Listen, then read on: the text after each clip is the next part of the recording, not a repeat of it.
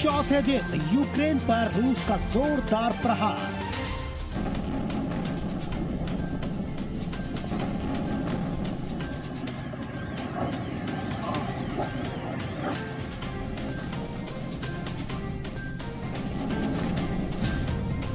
रूस पर यूक्रेन का जबरदस्त पलटवार।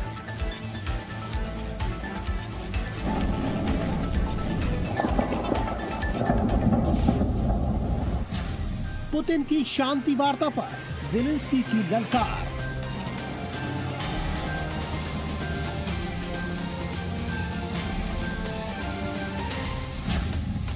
रूस की शर्तों पर बातचीत से यूक्रेन का इनकार।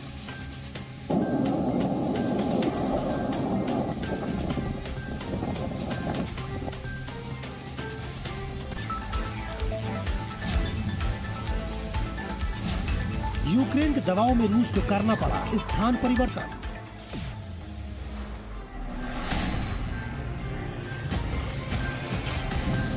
चार दिन पहले तक यूक्रेन पर रूस के हमले को चिड़िया और बांस की लड़ाई माना जा रहा था।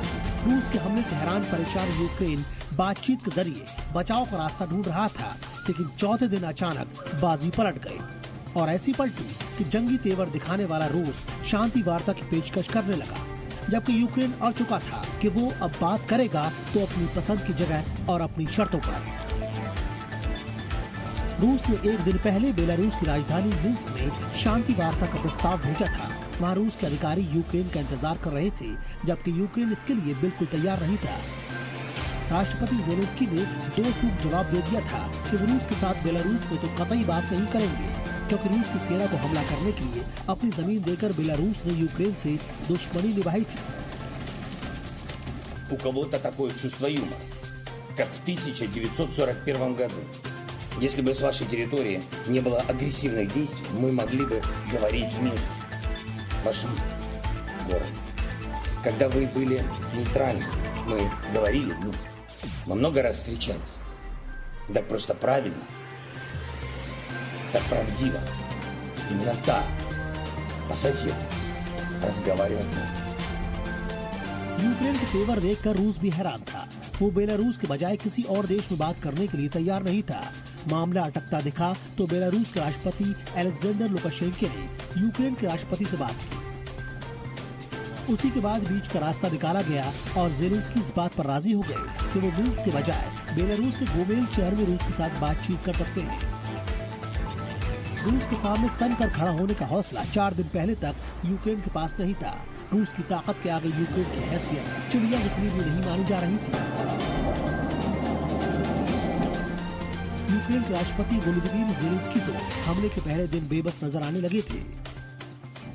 Ми вже видаємо зброю і будемо видавати для захисту нашої землі всім бажаючим, всім спроможним захищати наш суверенітет.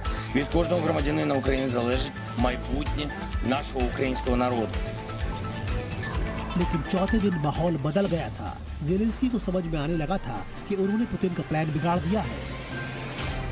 दरअसल रूस का पूरा गेम प्लान ही यही था कि वो 2 से 3 दिन में ज़ेलेंस्की की सत्ता को उखाड़ फेंकेगा। ज़ेलेंस्की ने खुद बताया था कि रूस की सेना कीव पर हमला करके उनकी और उनके परिवार की हत्या करना चाहती है। उनके सामने मरता क्या ना करता वाले हालात पैदा हो चुके थे, इसलिए उन्होंने रूस के खिलाफ लड़ने का फैसला किया और अपने सैनिकों का हौसला बढ़ाने के लिए खुद सड़कों पर उतर गए, जो यूक्रेन के लिए गेम चेंजर साबित हुआ। हताश हो चुके यूक्रेन के लोग और वहां के सैनिक पूरे जोश के साथ रूस को आगे बढ़ने से रोकने में जुट गए। यूक्रेन को भी मालूम है कि वो अपने इस हौसले से रूस को हरा नहीं पाएगा, लेकिन इस हौसले से यूक्रेन ने पुतिन का प्लान तो यकीनन बिगाड़ ही दिया है।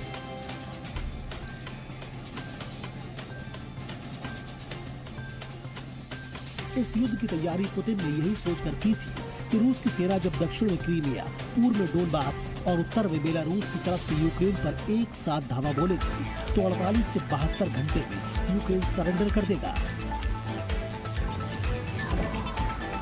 कीव पर कब्जा करके वहां अपनी पसंद के आदमी या यूक्रेन की सेना के किसी अफसर को सत्ता सौंपने की तैयारी रूस कर चुका था और इसलिए उसने कीव के आसपास अपने पैराट्रूपर्स भी उतार दिए थे। लेकिन यूक्रेन के सैनिकों ने उन्हें आगे बढ़ने से रोक दिया। उसी के बाद रूस ने यूक्रेन से बातचीत की पेशकश की, जिसे ज़ेलेंस्की ने ठुकरा दिया क्योंकि उन्हें रूस की शर्तें मंजूर नहीं थी।